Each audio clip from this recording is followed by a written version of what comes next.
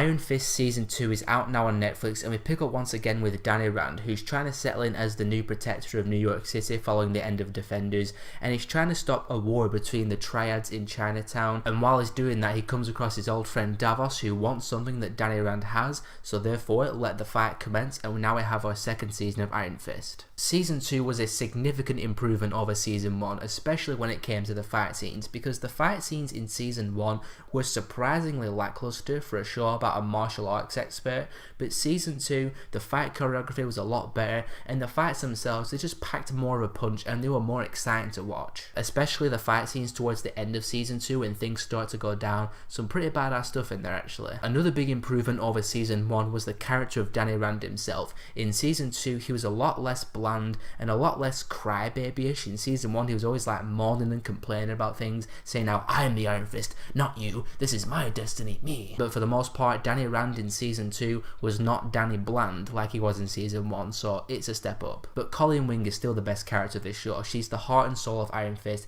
and she has some good stuff to do in Season 2, some good dramatic stuff and some good action stuff, and I think the way the show wraps up, fans of Colleen Wing are going to be quite happy. Misty Knight from Luke Cage shows up in quite a few episodes to get to see more of her and Colleen Wing teaming up, and I really love those two as a duo. They have really good chemistry, some really good banter, and I understand that in the comic books Misty and Colleen team up and become like a private investigative duo called the Daughters of the Dragon.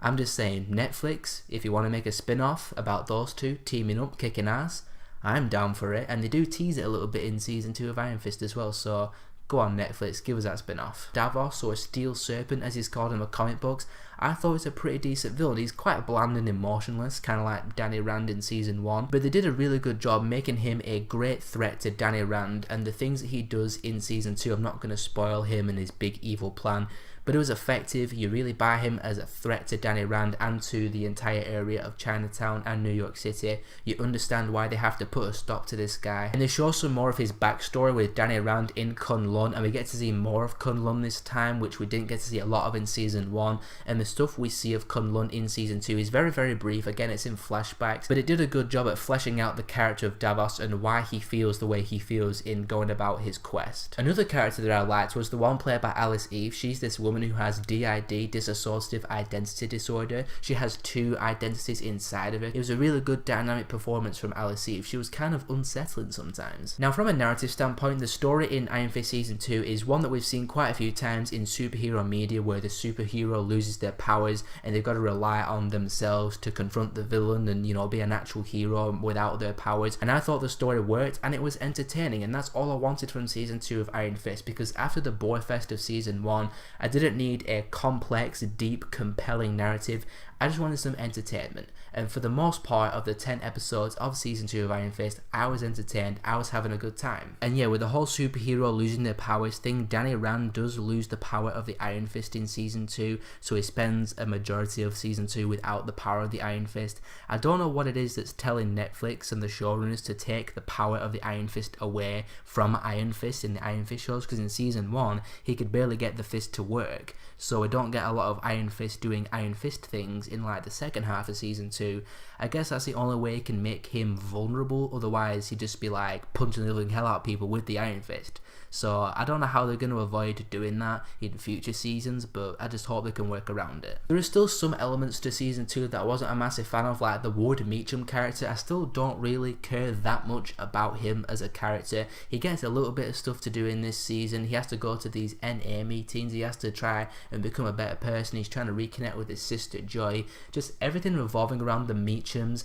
Wasn't a big fan. I don't really care for the Meachams that much at all, but since they're a big part of Season 1 and Season 2, they're not going to go away anytime soon. They're going to be part of the future of Iron Fist for the foreseeable future, so I just hope in Season 3 they make them more compelling and give them better stuff to do. That being said though, they did listen to us in one regard with the Meachams in terms of Season 2. No more boardroom meetings. No more stupid, boring, pointless Rand Enterprise boardroom meetings. They got rid of all that stuff for Season 2, and it was glorious. Overall, Season 2 of Iron Fist was a big improvement over Season 1. Danny Rand was improved, the fight scenes were really, really improved. Colleen Wing's still a great character, as is Misty Knight. I love the chemistry between Misty and Colleen. Netflix, again, give us that spin-off. I thought Davos was a pretty solid villain. I like seeing more of the backstory between him and Danny and Kunlun. The score was really good too. some really cool like mythical kung fu kind of score. I really dug it. And season 2 is also much better paced, not just more than season 1, but more than most other Marvel Netflix shows, because unlike the other ones, it's 10 episodes long,